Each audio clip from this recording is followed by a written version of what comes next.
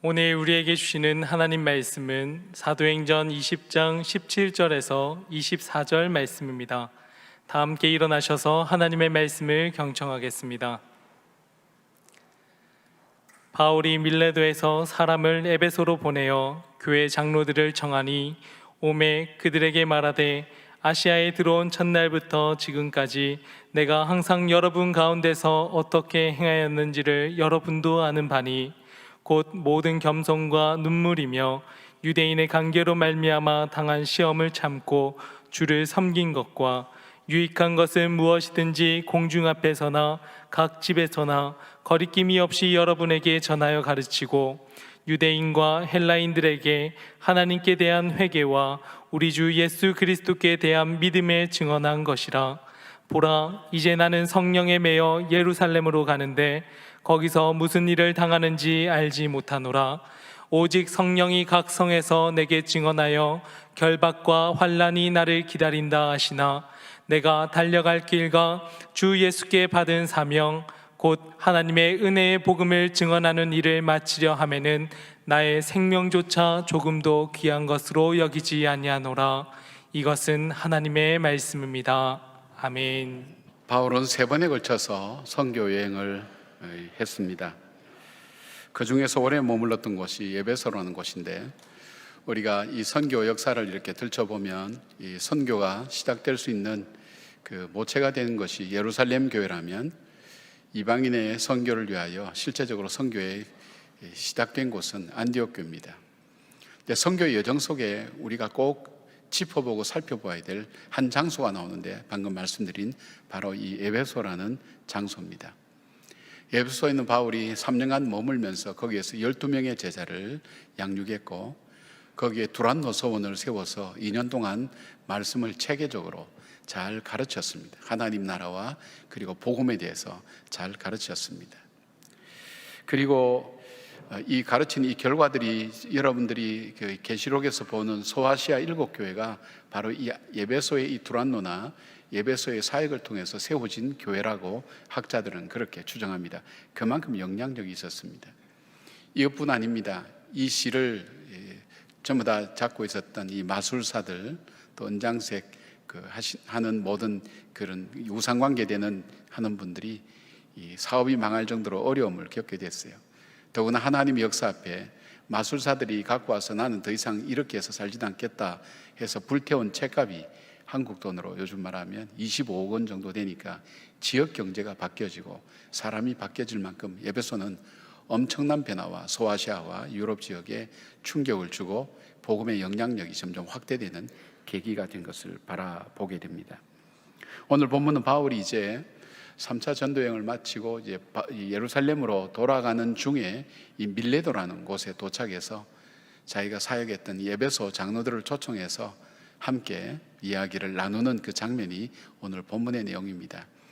그러면서 바울은 자기가 3년 동안 에베소에서 사역하면서 어떤 마음으로 사역을 했는가 하는 것을 바로 에베소 장로들에게 이야기하면서 바로 내 마음처럼, 내가 다시는 혹시 못 볼지도 모르지만 내 마음처럼 하나님의 교회를 지켜주고 또 이 백성들을 복음으로 지켜달라고 부탁을 하는 장면들이 오늘 말씀의 내용입니다. 그러면서 바울이 자기가 에베소에 있으면서 어떤 마음으로, 어떤 각오로 사역을 했는지를 우리에게 얘기를 해주고 있습니다. 요즘 얼마나 어렵고 힘든 시간을 보내고 있습니까? 우리가 어려운 것이 단순히 어렵다는 부분으로만 나타나는 것이 아니라 다양한 모습으로 많이 나타나게 됩니다. 힘들고 어렵고 또 삶의 의욕도 없고 우울증도 찾아올 것 같은 그런 마음들이 우리 마음을 엄습할 때 이 시대를 살아가는 그리스도인들이 어떤 자세로 살아가야 되는가? 그래서 가장 척박했던 땅이라고 얘기에는 바로 그 에베소를 통해서 하나님의 크고 놀라운 역사를 일으켜 세웠듯이 가장 힘들고 어려웠던 이 시대를 통해서 이 시간을 통과하면서 한국 사회가 다시 달라지고 한국 교회가 다시 변화되는 그 일을 위하여 우리가 어떤 각오로 바로 이 어려움을 이겨나가야 될 것인가 하는 것을 바울의 그 각오를 통해서 우리가 함께 배울 수 있었으면 좋겠습니다. 첫 번째, 바울은 모든 겸손으로 주님을 섬겼다고 그렇게 고백합니다. 바울이 주를 섬길 때에 그는 모든 겸손이라 그랬는데, 이 모든 겸손이라는 것은 온전한 겸손입니다. 항상이라는 표현, 늘. 그러니까 사람과 대상에 따라서, 환경에 따라서 달라진 것이 아니라 누구에게든지 언제든지 그는 겸손함으로 주님을 섬겼다고 그렇게 고백합니다. 이렇게 표현하기가 쉽지 않죠, 그죠? 목회나 사역은 사람과 교회를 섬기는 것을 통해서 하나님의 일을 이루어 나가는데, 이때 바울은 바로 이 겸손의 자세를 가지고 일관성 있게 섬겨 나갔다고 장로들에게 그렇게 얘기합니다. 여러분, 어떤 사람이 겸손할 수 있습니까? 교만은 우리의 본성입니다. 우리는 조금만 우리에게 이 하나님의 은혜가 떨어지게 되면 이 교만해지면서 우리의 의가 나타나기도 하고 우리 자신의 주장이 나타나게 하는데, 어떻게 겸손하게 사람에게 대할 수 있는가, 겸손하게 살 수 있는가. 첫째 중요한 것은 은혜가 우리 속에 가득해야 됩니다. 은혜가, 하나님 은혜. 은혜라는 게 뭘까요? 은혜라는 것은 내가 죄인이었다는 사실을 아는 겁니다. 내가 정말 허물과 죄로 죽었다, 나에게는 희망이 없다, 내 앞에 기다리고 있는 삶은 영원한 형벌, 지옥밖에 없었다는 사실을 내가 받아들이는 겁니다. 이대로 살다가 죽으면 끝나겠지, 그것이 아니라 한 번 죽는 것은 사람의 정한이 있지만 그 외에는 심판이 있고, 심판 다음에 영원한 형벌 속에 내가 들어갈 수밖에 없는 존재였다. 그리고 내 인생이지만 내가 내 인생을 마음대로 할 수 없는 정말 이 무능한 그런 자신이었다는 것을 인정하고 받아들이는 것이 이 복음의 가장 첫 번째 자세입니다. 그런데 그런 나에게 아무런 이유도 없이, 조건도 없이 그 하나님께서 자기 아들을 죽여서까지 나의 죄값을 치루어 주시고 나를 구속하여 나를 사셨다는 것입니다.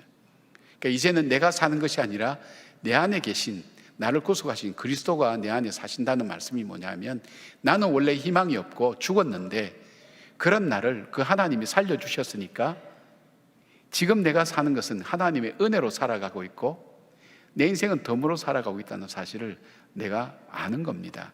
알 때 우리는 교만해질 수가 없습니다.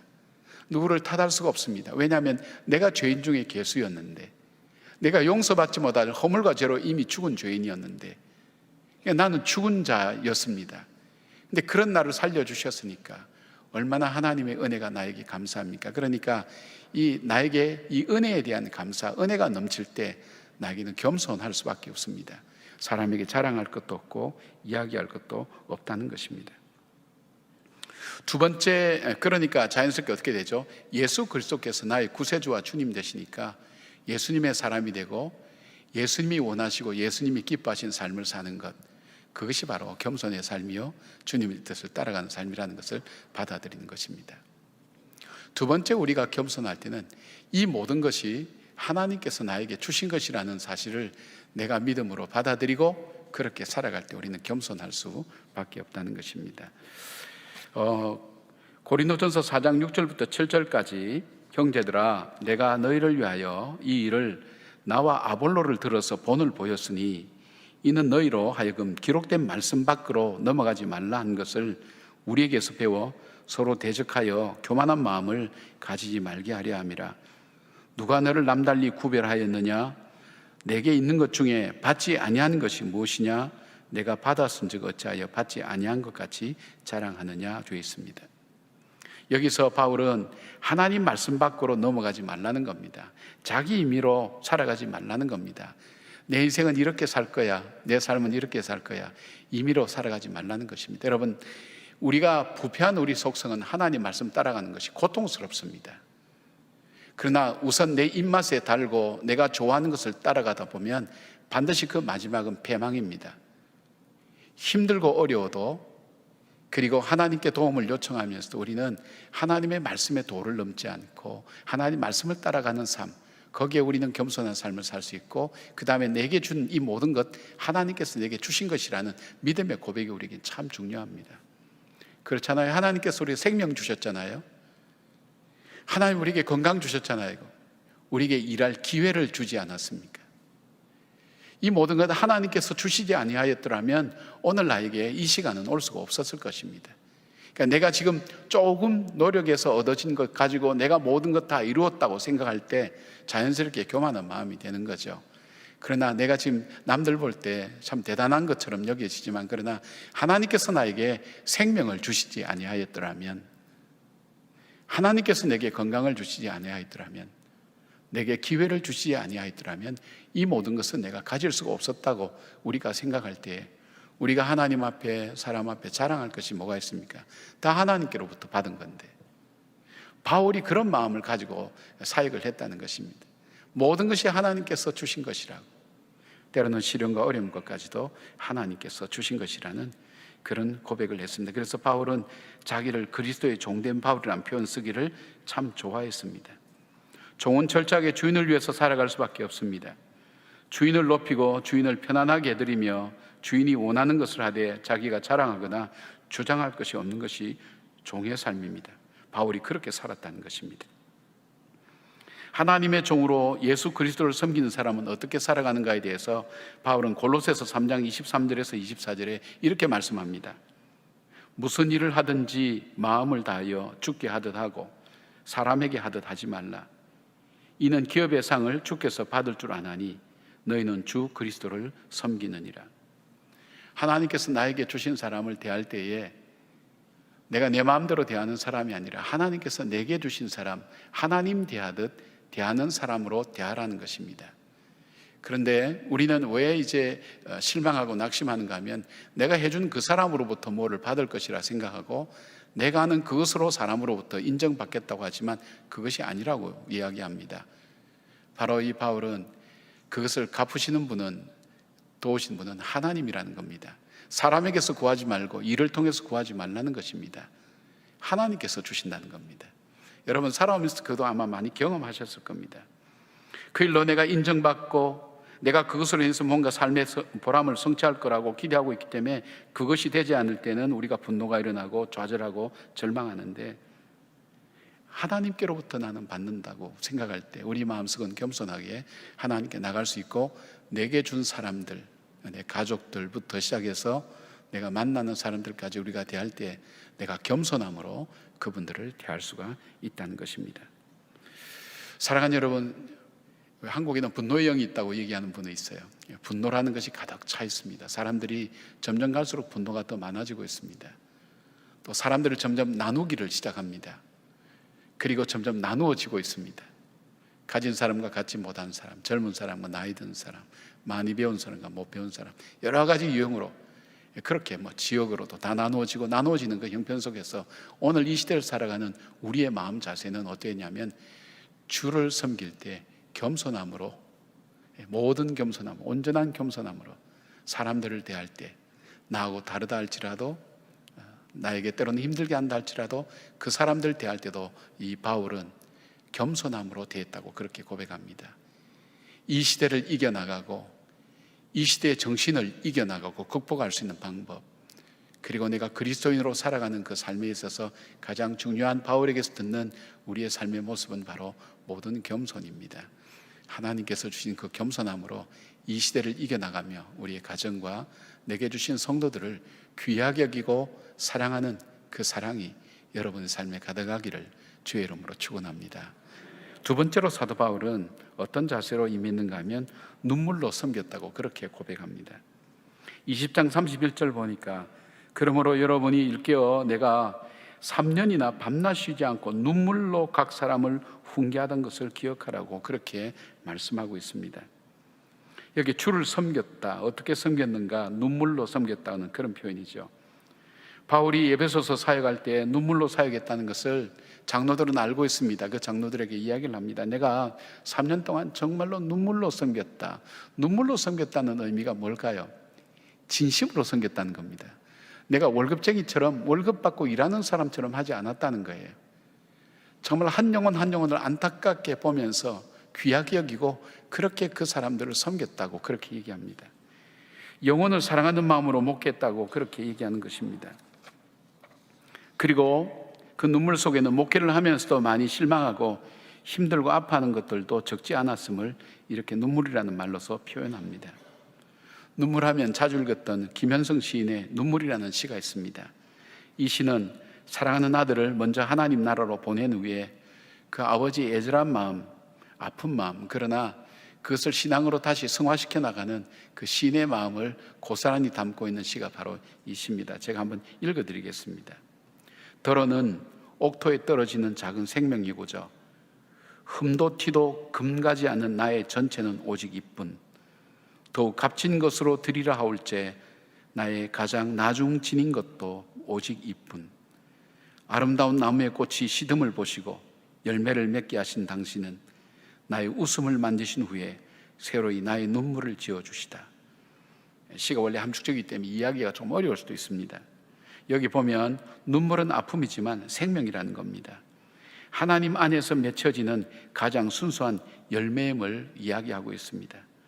그리고 작지만 자기가 온 마음을 담고 있는 꽃보다도 더 영원한 생명으로 남을 그 열매를 주었다고 그렇게 말씀합니다.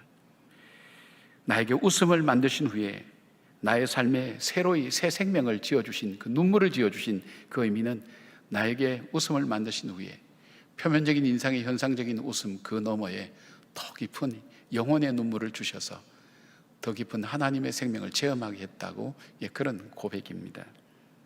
눈물은 아픔이지만 생명입니다. 하나님 안에 맺혀지는 가장 순수한 열매임을 말씀하고 있다는 것입니다. 바울은 남다르게 눈물이 많았습니다. 밀레도에서 자기가 목회했던 장로들과 마지막 헤어질 때 끌어안고 우는 모습들, 그리고 그런 모습 통해서 예배소를 통해서 그 성도들을 남다르게 만났던 바울의 모습을 우리는 볼 수 있습니다. 바울은 빌립보서 3장 18절에 보면 사람들이 십자가의 복음을 거역하고 있는 그 안타까움으로 눈물을 흘렸던 사람이기도 합니다. 로마서 9장 1절에는 복음 없이 살고 있는 사람들을 생각하며 눈물을 흘렸습니다. 고린도후서 2장 4절에는 환난과 시련 많은 고린도 교회를 생각하며 안타까움에 눈물을 흘렸습니다. 그래서 바울은 이렇게 얘기합니다. 에베소 교회는 내가 떠난 후에 교회를 힘들게 하는 일과 힘들게 하는 사람이 있더라도 내가 이 눈물로 당신들에게 그리스도의 이 복음을 증거한 것을 잊지 말아 달라고 부탁을 하는 겁니다. 그리고 교회 안과 밖에서 밀려오는 시련 앞에 인내하며 진실로 서로 믿음 안에서 사랑하며 섬겨달라고 눈물로 부탁하는 것을 보게 됩니다. 그것이 에베소 장로들에게만 했던 부탁이겠습니까? 어쩌면 오늘 이 시대를 사는 우리들에게 부탁하는 부탁이 아니겠습니까? 바울의 서신을 통해서 내가 눈물로 진심으로 영혼을 사랑하는 마음으로 한자 한자 한 글자 한 글자 적어서 여러분에게 부탁했습니다. 무엇이 복음이며 복음으로 사는 것이 어떤 것인지, 그리고 하나님께로부터 받은 그 은혜가 무엇인지를 하나하나 눈물로 당신들에게 부탁했으니 여러분의 삶 속에 교회 안팎으로 어려움이 오고 여러분 인생살이 속에 힘들고 어려운 일들이 있다 할지라도 낙심하지 말고 용기를 가지고 눈물로 진심으로 여러분에게 이 복음의 본질을 이야기했던 것을 잊지 말고 기억하여서 어려운 시대를 살더라도 믿음으로 꼭 살아내고 하나님의 거룩함을 이겨내는 성도들이 되어달라고 부탁하는 것이 아니겠습니까? 여러분, 우리는 힘들고 어려울 때 믿음의 길에서 많이 떠납니다. 기도의 자리에서, 말씀 보는 자리에서, 섬기고 봉사하는 자리에서 많이 떠나게 됩니다. 우리가 힘들고 어려운 것은 우리에게 하나님 앞에 더 집중하지 못하게 만드는 요인도 될 수 있지만, 오늘 이 바울의 눈물의 가르침, 눈물의 말씀을 우리가 기억할 때 우리는 이 어려울 때일수록 믿음으로 더 살아내는 아름다운 주의 성도들이 되어달라고 부탁하는 이 부탁 앞에 진심으로 여러분 이 어려운 시기를 믿음으로 살아가는 정말 귀한 여러분들 되시기를 주의 이름으로 축원합니다.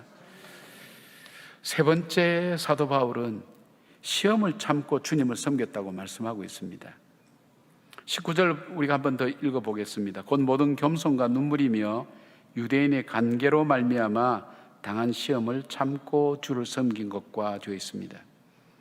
바울은 겸손과 눈물로 섬긴 것과 동시에 유대인의 관계로 말미암아 여러 가지 어려움을 당했지만 인내하면서 견디며 주님을 섬겼다고 말씀하고 있습니다. 돕는 사람은 10사람도 부족하지만 방해하는 사람은 한 사람도 많다는 말이 있습니다. 바울이 복음을 전할 때에 교묘하게 바울의 복음의 내용과 사역을 방해하면서 사람들이 복음을 받아들이지 못하게 했던 것은 그에게 도움이 될 줄 알았던 유대인들이었습니다. 바울의 복음 사역은 공중 앞에서도 개인적으로도 가가호 방문하면서도 증언했습니다. 그리고 유대인이나 헬라인이나 누구든지 이 복음을 전했습니다. 그 속에 회개와 예수 그리스도가 자기 삶 속의 인생의 주인이며 그리고 부활의 주님인 것을 증거하며 하나님 나라가 이루어지도록 증거하며 전했습니다. 이 중요한 사역에 정작 도움이 될 자기 동족이 이 사역에 방해가 될 때 얼마나 많이 낙심하고 지쳤는가 알 수 없었다고 얘기합니다. 바울에게 너무나 어려운 문제와 짐이 되어서 시험이 되었는데, 그러나 그럼에도 불구하고 이것 때문에 중단되거나 포기하지 않고 끝까지 복음을 전했다는 것을 이야기하고 있습니다. 그 이유에 대해서 얘기합니다. 그것은 바울의 각오였습니다. 내가 이런 마음으로 살겠다, 이런 각오인데 그게 뭐냐면 사도행전 20장 24절이 나옵니다. 내가 달려갈 길과 주 예수께 받은 사명 곧 하나님의 은혜의 복음을 증하는 일을 마치려 하면은 나의 생명조차 조금도 귀한 것으로 여기지 아니하노라. 그리고 빌립보서 3장 13절 14절에 형제들아, 나는 아직 내가 잡은 줄로 여기지 아니하고 오직 한 일, 즉 뒤에 있는 것은 잊어버리고 앞에 있는 것을 잡으려고 표태를 향하여 그리스도 예수 안에서 하나님이 위에서 부르신 부름의 상을 위하여 달려가노라.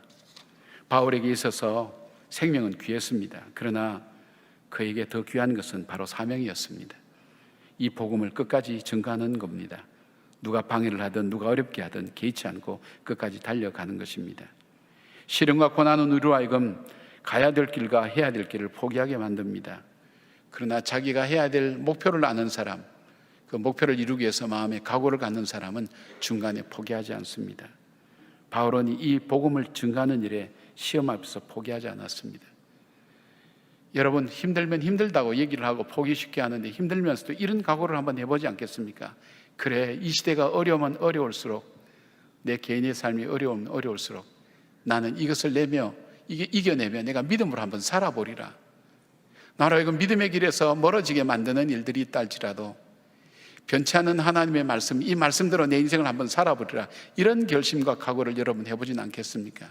바울은 자신의 각오를 보면서 바로 에베소의 성도들과 장로들에게 표현하는 그것입니다. 힘들고 어려운 일, 정말 포기하고 싶은 일들이 올 때 여러분 속에 이 마음을 버리지 마십시오. 이 복음은 내 생명보다 더 소중하다고. 이 어려움을 꼭 한번 이겨내겠다고. 이 어려움을 극복하고 내가 반드시 하나님이 기뻐하시는 그런 삶을 살겠다고, 그런 각오를 가지고 이 어려움을 이겨내라고, 그리고 복음의 삶을 살으라고 그렇게 부탁하는 것입니다. 초대교회의 길을 묻다 저자인 알렉 그라이드 박사가 초대교회에 성장한 이유에 대해서 얘기하면서 이렇게 얘기합니다. 그들이 질병과 운명 그리고 귀신을 이기는 하나님의 능력을 전했기 때문이기도 하지만 중요한 또 하나의 이유가 있다면 삶을 통해 생명을 전하는 삶을 살았다고 그렇게 얘기합니다. 그 삶 자체가 생명을 전하는 삶을 살았기에 교회가 부흥할 수 있었다고 그렇게 초대교회의 역사가들이 얘기합니다. AD 200년 북부 아프리카에 살았던 그리스도인의 이야기, 이 문서를 통해 나오는 걸 한 절 읽어드리겠습니다. 우리의 숫자가 날마다 증가하는 것은 실수가 아니라 좋은 증거입니다. 삶의 아름다움이 교인들을 인내하게 하고 낯선 이들이 참여하게 됩니다. 우리는 위대한 것을 설교하는 것이 아니라 위대한 것을 살아가고 있습니다. 저는 믿습니다. 우리가 신앙생활을 하기 위해서 믿음으로 산다는 것은 사실 현실에서 굉장히 어려운 부분입니다. 사랑할 수 없는 사람을 사랑하고 믿을 수 없는 일을 믿음으로 나간다는 것은 쉬운 일은 결코 아닐 것입니다. 무엇이든지 진심으로 한다는 것도 쉬운 일은 아닐 것입니다. 그러나 우리가 외롭다 할지라도 고독하다 할지라도 이 믿음 가지고 살아갈 때 언젠가 마음대로 살아가던 이 땅의 사람들이 우리의 삶에 분명히 관심을 갖게 될 것입니다. 그리고 그 아름다움을 사모할 것입니다.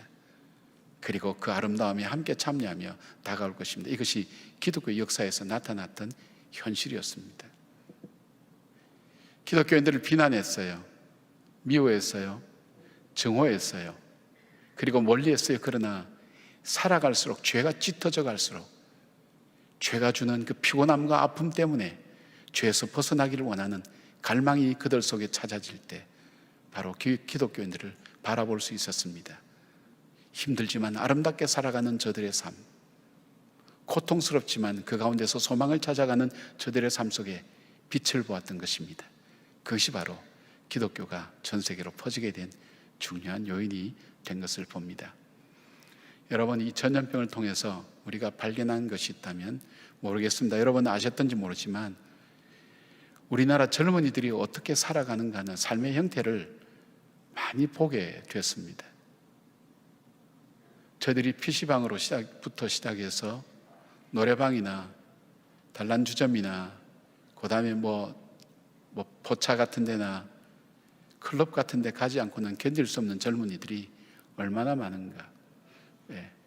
우리 신문 보도나 이런 데 보면 밤새도록 가서 놀고 지내와야 그들이 만족하며 살아가는 그 삶, 어찌 보면 참 고달픈 인생인데 그렇게 사는 것이 우리가 살아가는 이 현실에 우리 더불어 살아가는 우리 젊은이들의 삶입니다. 부모도 모르는 삶이었습니다. 그러나 여러분, 우리가 그리스도인답게 사는 것을 포기하지 말기를 바랍니다. 이 어려움 앞에 낙심하지 말기를 바랍니다. 바울은 그가 어려움이 올 때 이런 마음으로 그 어려움을 해석하고 받아들였습니다. 고린도후서 1장 8절부터 9절, 형제들아 우리가 아시아에서 당하는 환난을 너희가 모르기를 원하지 아니하노니 힘에 겹도록 심한 고난을 당하여 살 소망까지 끊어지고 우리는 우리 자신이 사형 선고를 받은 줄 알았으니 이는 우리로 자기를 의지하지 말고 오직 죽은 자를 다시 살리시는 하나님만 의지하게 함이라. 나에게 이 시련과 어려움 속에서 왜 나에게 이런 어려움과 시련이 오는가 할 때 바울은 살 소망까지 끊어지고 사형 선고까지 받았던 그 심한 고난 가운데서 내 삶이 죽은 자를 의지하고 따라가는 것이 아니라 죽은 자를 능히 살리시는 그 하나님만 더 의지하기를 원하시는 하나님의 뜻이 있구나 하는 그 믿음 가지고 자기의 사명의 길 다 갈 수 있었노라고 그렇게 이야기합니다. 오늘 어려운 시대를 살아간 여러분, 바울이 오늘 우리에게 부탁하는, 오늘날 이 시대의 교회에 부탁하는 것이 있습니다. 에베소 장로들이 아니라 오늘 우리에게 부탁하는 말, 모든 겸손으로 살아가십시오. 그래서 주님을 섬기십시오. 그럼 눈물로 진실로, 그리고 이 복음을 전하십시오. 그리고 복음을 나누십시오. 더 나아가 시련과 어려움이 온다 할지라도 포기하지 않고 오히려 내가 믿음으로 살아가리라는 그 믿음을 가지고 하나님 나라를 이루어가라는 귀한 부탁의 말씀을 우리 오늘 마음에 품고 어려운 시간 우리가 마음대로 살고 되는 대로 살고 주어진 대로 사는 우리의 삶이 아니라 바로 이 복음을 붙들고 말씀을 따라 걸어가는 믿음의 귀한 결단들이 우리 모두에게 있기를 주의 이름으로 축원합니다. 아멘. 기도하겠습니다. 감사합니다. 고맙습니다. 아버지 뜻대로 살기를 원합니다. 그 믿음의 결심을 갖고 믿음으로 나가는 주의 백성들 위해 성령님 함께 하시고 믿어지는 믿음과 사라지는 믿음을 허락하여 주시옵소서. 예수님의 이름으로 기도드립니다. 아멘.